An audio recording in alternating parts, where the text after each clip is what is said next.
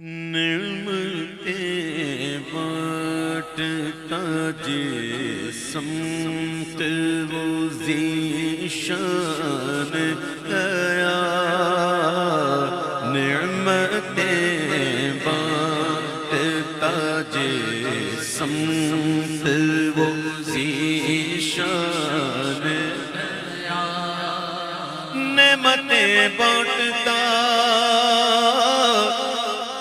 جس سمت وہ ذیشان گیا، ساتھ ہی منشی رحمت کا قلمدان گیا، ساتھ ہی منشی رحمت کا قلمدان گیا،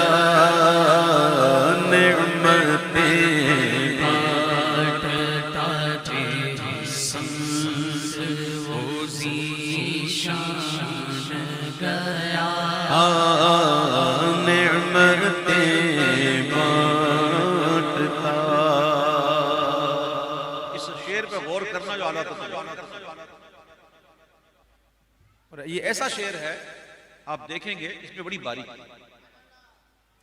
اعلیٰ حضرت زبردست عاشق رسول تھے۔ یہ کوئی ڈھکی چھپی بات کہے، یہ ہمارے کہنے کے محتاج تو نہیں اعلیٰ حضرت کہ ہم کہیں عاشق رسول تھے، ان کا نام ہی کافی، بلکہ کسی کے عشق کو آزمانا ہو تو نام لو اعلیٰ حضرت کا۔ اعلیٰ حضرت تو کسوٹی ہیں۔ اعلیٰ حضرت کیسے عاشق تھے سنیے گا، اس شعر میں بڑی بات ہے۔ کلے خبر جنگ کہ غیروں کی طرف دھیان گیا، لے خبر جنگ کہ غیروں کی طرف دھیان گیا، بس کہنا تھا، لگتا ہے ایسا جیسے اعلیٰ حضرت نے کہا اور وہاں سے خبر لی گئی، اور ایسے لگتا ہے جیسے اعلیٰ حضرت کی خبر لینے کے لیے حضور نے کرم فرمایا، اور حضور علیہ پاک صلی اللہ علیہ وسلم اپنے غلام کو اپنا دیدار عطا فرما رہے ہیں اور تسلی دے رہے ہیں، تو دیکھ کر کے اٹھے، میرے مولا میرے آقا تیرے قربان گیا، میرے مولا میرے آقا تیرے قربان گیا، نعمتیں بانٹتا۔ دل کہاں ہے؟ دل کہاں ہے؟ بتاؤ نا، شرماتے کیوں ہو؟ یہ ہے دل، یہی بہو گے نا۔ اور سر کدھر ہے؟ سر یہ، واہ بھائی واہ، کیا بات ہے، آپ تو کہہ رہے ہیں دل یہ ہے اور سر یہ ہے، لیکن سنو امام تعریف کر رہے ہیں، کون سا دل ہے کون سا سر ہے۔ دل تو سب کے پاس ہیں، سر بھی سب کے پاس ہیں، لیکن دل کون سا دل، سر کون سا سر۔ دل ہے وہ دل جو تیری یاد سے معمور رہا، دل ہے وہ دل جو تیری یاد سے معمور رہا، وہ سر ہے وہ سر جو تیرے قدموں پہ قربان گیا، سر ہے وہ سر جو تیرے قدموں پہ قربان گیا۔ کسی بھی قسم کی مصیبت یا پریشانی کے وقت حواس کو قائم رکھنا یہ بہت بڑا فن ہے، بلکہ یہ اللہ کا انعام ہے، ورنہ بڑے بڑے ہل جاتے ہیں۔ اپنے آپ کو سنبھالنا یہ بڑی کمال کی بات ہے، سبحان اللہ۔ ایک جنگ میں ایک صحابی رسول لڑتے زخموں سے چور اور شہادت کے قریب ہوئے، اور ان کو یقین ہوا کہ اب میری شہادت ہونے والی ہے۔ ایسے میں نہ بچوں کا خیال، نہ گھر والوں کا خیال، نہ مال کا خیال، کچھ نہیں، خیال حضور کا، اور آنکھیں زمین پہ ہیں، اٹھنے کی طاقت نہیں، زخموں سے چور چور ہیں، اور نگاہیں مصطفیٰ کو ڈھونڈ رہی تھی. وہی آنکھ ان کا جو منہ تکے، وہی لب کے محو ہنات کے، وہی سر جو ان کے لیے جھکے، وہی دل جو ان پہ نثار ہے. نگاہیں حضور کو ڈھونڈ رہی ہیں، کہیں سے حضور نظر آ رہا ہے. آخری وقت ہے، کہیں توجہ نہیں. یقین ہو گیا کہ اب یہ شہادت نصیب میں ہے، اور توجہ کہاں ہے؟ نگاہیں کیا ڈھونڈ رہی ہیں؟ حضور کے چہرے کو ڈھونڈ رہی ہیں. بالآخر کرم فرمایا حضور نے، اور سرکار نظر آ گئے.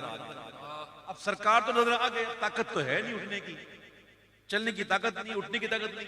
تو کیا کیا؟ گھٹنوں اور کونیوں کے بل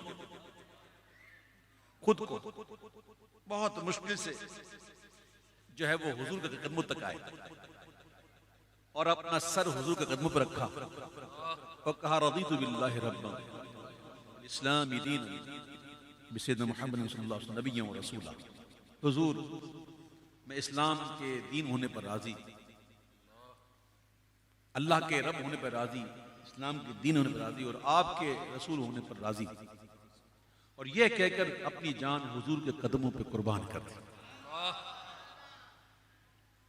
دل ہے وہ دل جو تیری یاد سے معمور رہا، سر ہے وہ سر جو تیرے قدموں پہ قربان گیا، سر ہے وہ سر جو تیرے قدموں پہ قربان گیا. اللہ تعالیٰ قرآن مجید فرقان حمید میں ارشاد فرماتا ہے، اور یہ ایسی آیت کریمہ ہے کہ جب آپ جاتے ہو نکاح میں کسی کی، تو خطبے میں یہ آیت آپ سنتے ہی ہیں. اللہ فرماتا ہے مومنوں سے، یا ایھا الذین آمنوا اتقوا اللہ، اے ایمان والو، یعنی وہ لوگوں جو ایمان لائے. تو ایمان والوں سے اللہ مخاطب ہے. اللہ فرماتا ہے اے ایمان والو اللہ سے ڈرو. ڈرتا وہی ہے جو مومن ہو، ڈرتا وہی ہے جو مومن ہے. اچھا تقوی کی جو نا قسمیں، 4 قسمیں. اس میں جو عام لوگوں کا تقوی ہے نا، پتہ ہے کیا ہے؟ کہ اللہ کی ذات میں کسی کو شریک نہ کرے. ایک مانے اس کی ذات میں کسی کو شریک. یہ ہے عام لوگوں کا تقوی. پھر خواص ہوتے ہیں، اولیاء ہوتے ہیں، پھر اس پہ بھی خواص ہوتے ہیں، پھر انبیاء ہوتے ہیں. سب کا تقوی الگ الگ ہوتا ہے. تقوی کی قسمیں. اے ایمان والو اللہ سے ڈرو حق تقاتہ، جیسا اس سے ڈرنے کا حق ہے. وَلَا تَمُوتُنَّ، اور ہرگز نہ مرنا، اِلَّا وَأَنْتُمْ مُسْلِمُونَ، مگر مسلمان ہو کر. اللہ نے ایمان دیا نا، اللہ ایمان دینے والا ہے، وہ ہمیں مسلمان بنانے والا ہے، ہمیں صاحب ایمان کرنے والا وہی رب ہے. اپنے محبوب کے صدقے میں ہم پر کرم کیا اس نے. تو وہ رب کہتا ہے کہ میں نے ایمان دیا نا، اب اس کو سلامت رکھنا، اور جب میری بارگاہ میں آنا تو ایمان سلامت لے کے آنا. اعلیٰ حضرت سے پوچھتے ہیں یا سیدی بتائیے کہ ایمان سلامت کیسے رہے؟ تو اعلیٰ حضرت نے 2 مصروں میں بات بتا دی، بھئی یہ کر لو ایمان سلامت. کون سی بات؟ اینے جانا اینے مانا نہ رکھا غیر سے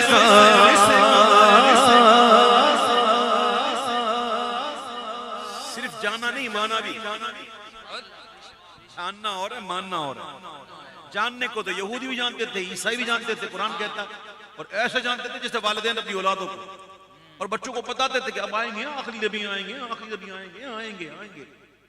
لیکن جب باری آئے نا ماننے کی تو مانا نہیں. تو جاننا اور ہے، ماننا اور ہے. الحمدللہ ہم ویسے تو نہیں جانتے جیسے حضور ہے،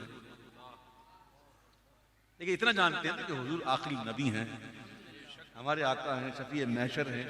جیسا رتبہ ان کا ہے کسی کا نہیں. وہ محبوب ہیں، اللہ کے محبوب ہیں، وہ وجہ تخلیق کائنات ہیں، وہ شفاعت کرنے والے گناہ گاروں کی شفاعت کرنے والے آقا ہیں. ہم جانتے ہیں اور الحمدللہ مانتے بھی ہیں. سوائے آقا فرماتے ہیں صلی اللہ علیہ وسلم، سنیو، حضور فرماتے صلی اللہ علیہ وسلم کہ سوائے سرکش انسان اور سرکش جنات کے ساری مخلوق مجھے جانتی ہے پہچانتی ہے جاننا پہچاننا اور ماننا لگا ماننا الگ چیز ہے. اعلیٰ حضرت کہتے ہیں اگر ایمان سلامت چاہیے نا تو سن بس دو کام کر. انہیں جانا انہیں مانا نہ رکھا غیر سے کام. للہ الحمد میں دنیا سے مسلمان گیا. للہ الحمد میں دنیا سے مسلمان گیا. وللہ العزت ولرسولہ وللمؤمنین ولکن المنافقین لا یعلمون. عزت اللہ کے لیے ہے اور اس کے رسول کے لیے ہے اور مومنین کے لیے ہے.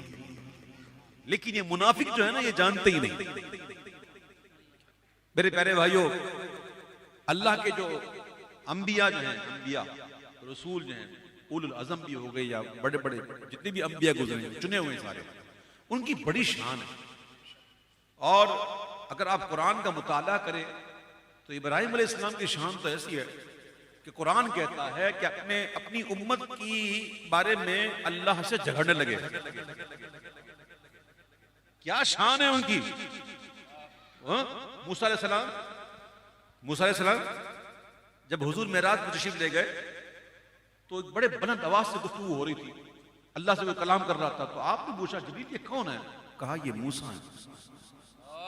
یہ جبریل یہ موسیٰ علیہ السلام اس طرح بات کرتے ہیں؟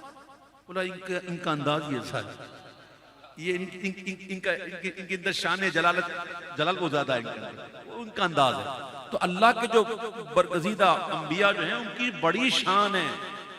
وہ کہتے ہیں نا جس کا کہ مخلوق میں کوئی چھوٹا ہو بڑا ہو معاذ اللہ سنا ہوا ہے نا آپ نے. میں تو مزہ بھی نہیں آتا بولنے میں منہ خراب ہو جاتا.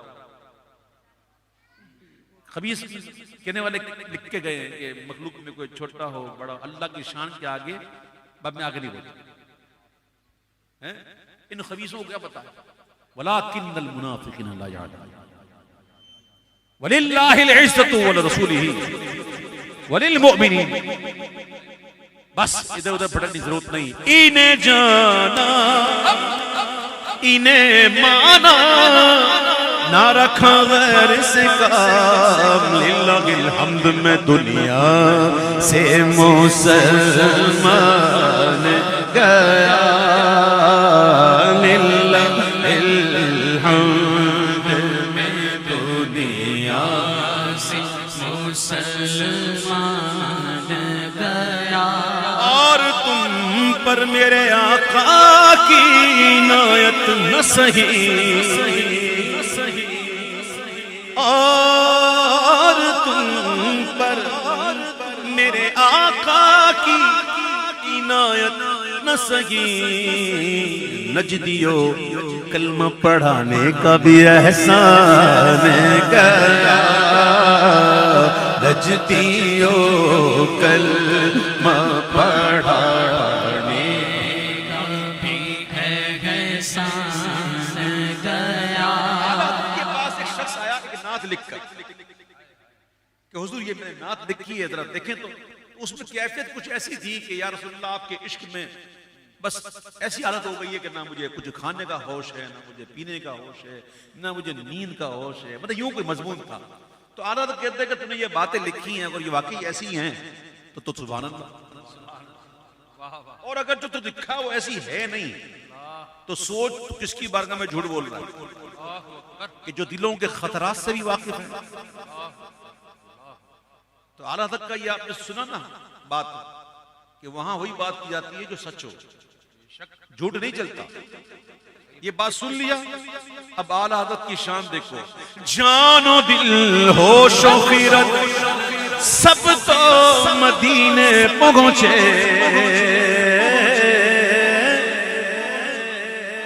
آیا تمہارے لیے اٹھے بھی وہاں تمہارے لیے. یہ ہیں اعلیٰ حضرت، یہ ہیں اعلیٰ. ادھر مخلوق میں شامل، ادھر اللہ سے واصل. بندہ تو وہی ہو نا کہ رہے دنیا میں سب کے ساتھ رہے، بندوں کے ساتھ رہے، لیکن دل اس کا ادھر ہی ہو. اعلیٰ حضرت جان و دل ہوش و خیرت سب تو مدینے پہنچے، تم نہیں چلتے رضا سارا تو سامان گیا، تم نہیں چلتے رضا سارا تو سامان گیا.